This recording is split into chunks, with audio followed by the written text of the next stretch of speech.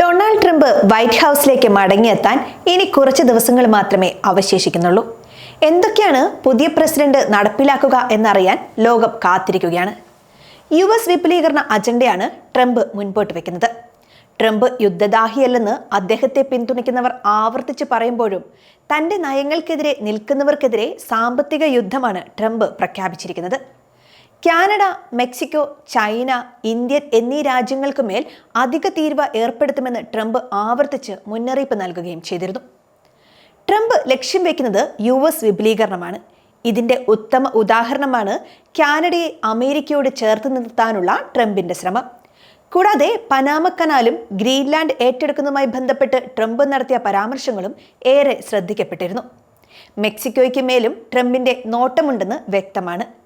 രാഷ്ട്രത്തലവൻ എന്ന നിലയിലുള്ള പ്രസ്താവനകളും പ്രഖ്യാപനങ്ങളും പുറപ്പെടുവിക്കാൻ ട്രംപ് സത്യപ്രതിജ്ഞ വരെ കാത്തിരിക്കുന്നില്ലെന്ന് ഇതിൽ നിന്നും വ്യക്തമായിരിക്കുകയാണ്. പനാമ കനാലും ഗ്രീൻലാൻഡും ഏറ്റെടുക്കുന്നതിനുള്ള സൈനിക നടപടി തള്ളിക്കളയാനും ട്രംപ് തയ്യാറായിട്ടില്ല. ഗൾഫ് ഓഫ് മെക്സിക്കോയെ ഗൾഫ് ഓഫ് അമേരിക്ക എന്ന് പുനർനാമകരണം ചെയ്യണമെന്ന് ട്രംപ് ആവർത്തിച്ചു പറയുന്നുണ്ട്.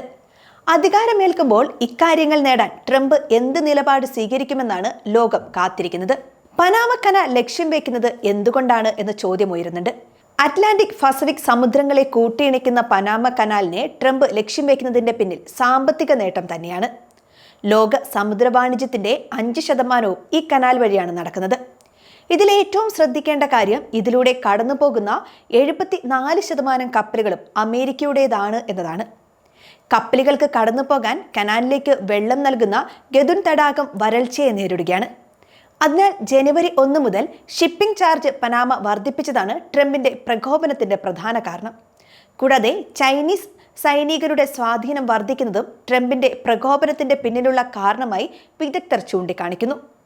നിലവിലെ കണക്കനുസരിച്ച് ഒരു വർഷം 14,000 കപ്പൽ കടന്നു പോകുന്ന പനാമ കനാലിന്റെ നിയന്ത്രണം തിരിച്ചുപിടിക്കുക എന്നത് അമേരിക്കയെ സംബന്ധിച്ച് വളരെ നിർണായകമാണ്. ഗ്രീൻലാൻഡ് പിടിച്ചെടുക്കുന്നതിൽ ട്രംപ് സ്വീകരിക്കുന്ന സമീപനവും ഏകദേശം ഇത് തന്നെയാണ്. ലോകത്തിലെ ഏറ്റവും വലിയ ദ്വീപായ ഗ്രീൻലാൻഡ് ഡെൻമാർക്കിന്റെ ഭാഗമാണ്. ഐസ് മൂടിക്കിടക്കുന്ന ഈ പ്രദേശം ധാതുലവണങ്ങളുടെയും എണ്ണയുടെയും വൻ ശേഖരമാണെന്ന് കണ്ടെത്തിയിരുന്നു. $1.5 കോടി ഡെൻമാർക്കിന് നൽകി ഗ്രീൻലാൻഡ് കൈവശപ്പെടുത്തിയാലും അമേരിക്കയ്ക്ക് ലാഭം നേടാൻ കഴിയുമെന്നാണ് ഫോക്സ് ന്യൂസ് റിപ്പോർട്ട് ചെയ്യുന്നത്. തെരഞ്ഞെടുപ്പ് വിജയിച്ചപ്പോൾ മുതൽ ട്രംപ് കാനഡയെ അമേരിക്കയോട് ചേർക്കുന്നതുമായി ബന്ധപ്പെട്ട് നിരന്തരം പോസ്റ്ററുകൾ പങ്കുവച്ചിരുന്നു.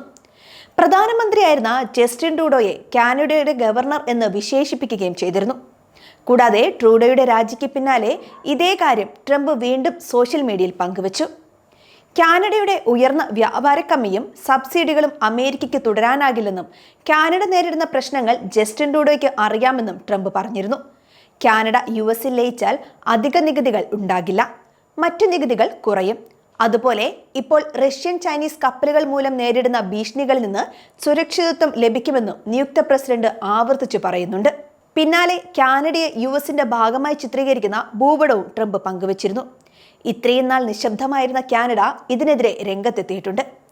അമേരിക്കയുടെ ഭാഗമായ സ്ഥലങ്ങളും അല്ലാത്തതും എന്ന് വേർതിരിച്ചു കാണിക്കുന്ന ഒരു ഭൂപടമാണ് ലിബറൽ പാർട്ടി പങ്കുവച്ചിരിക്കുന്നത്.